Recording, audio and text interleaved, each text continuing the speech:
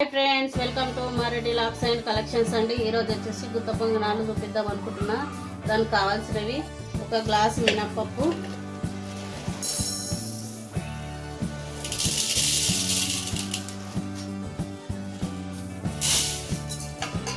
మూడు గ్లాసులు రేషన్ బియ్యం వేసుకోవాలి.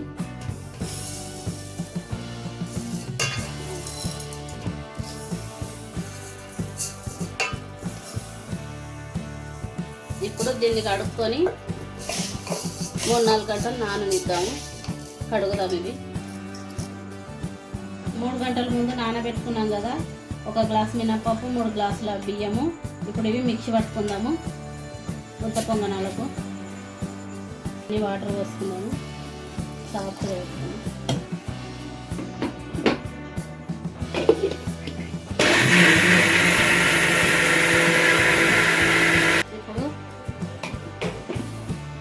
ఇలా మెత్తగా పట్టుకున్నాము.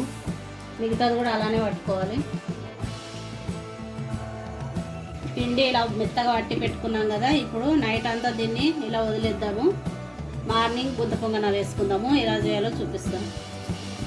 నైట్ మొత్తం పిండి పట్టుకొని ఇలా మిక్సీ పట్టుకొని దీంట్లో వేసి పెట్టుకున్నాం కదా. దీంట్లోకి ఉప్పు వేసుకుందాము.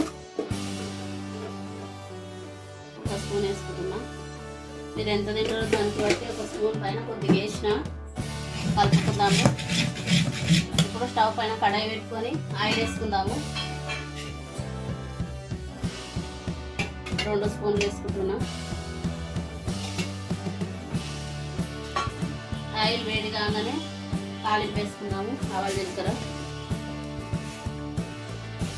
1 స్పూన్ ఆవాలు,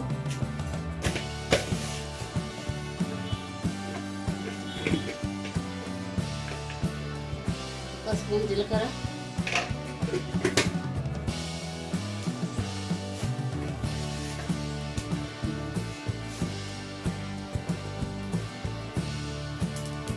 ఆవాలు, జీలకర్ర వేసుకున్నాం కదా. ఈ పిండిలో కలుపుకోవడానికి 2 ఉల్లిపాయలు, కరివేపాకు, పచ్చిమిర్చి తరిగి పెట్టుకున్న, కొత్తిమీర. ఇవి కొంచెం ఫ్రై చేసి ఆయిల్ వేసుకొని పిండిలో వేసుకోవాలి.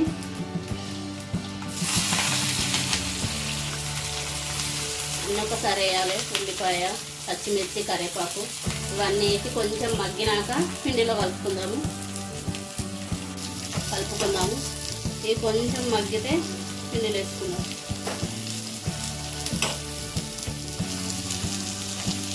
ఇలా మగ్గింది కదా, ఇది ఫ్రై అయింది. ఇప్పుడు ఇది పిండిలో వేద్దాము. ఇవి ఫ్రై చేసుకున్నాం కదా, పిండిలో వేసుకున్నాక ఇలా కలుపుకుందాము. కొత్తిమీర కూడా వేసుకుందాము. ఇలా వేసుకుంటే గుత్త పొంగనాలు చాలా టేస్టీగా ఉంటుంది. స్టవ్ వెలిగించుకొని గుత్త పొంగనాల పెనం పెట్టుకుందాము. 1 స్పూన్ ఆయిల్ వేసుకుందాము.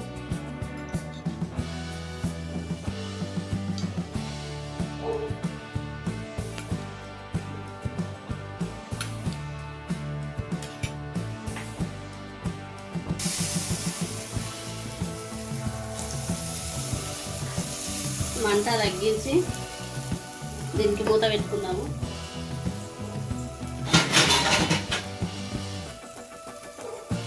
సిమ్ పైన బాగా ఉడుకుతాయి. ఇలా మూత పెట్టుకుందాము.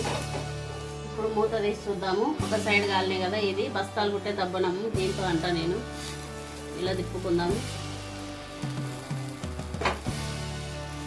ఒక సైడ్ కాలినాయి. 2వ సైడ్కు ఇట్లా తిప్పుకోవాలి. 2వ సైడు మళ్ళీ మూత పెట్టుకున్నాము. ఒక సైడ్ తిప్పి మూత పెట్టినాం కదా. ఇప్పుడు మూత తీసి చూద్దాము. కాలినవి. ఇప్పుడు ప్లేట్లోకి తీసుకున్నాము.